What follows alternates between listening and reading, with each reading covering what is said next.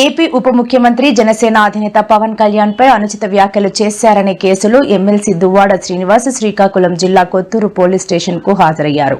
ఈ క్రమంలో police station పరిసర ప్రాంతాల్లో తీవ్ర ఉద్రిక్త వాతావరణం నెలకొంది. దువ్వాడ శ్రీనివాస్ తో పాటు దివ్యల మాధురి వారి అడ్వకేట్ ను మాత్రమే పోలీస్ స్టేషన్ లోపలికి అనుమతించారు.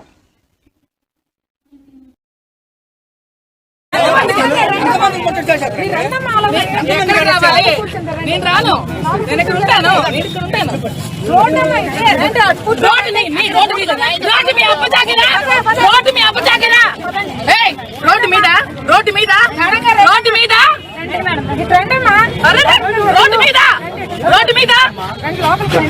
మీద మీకే హక్కు ఉంది.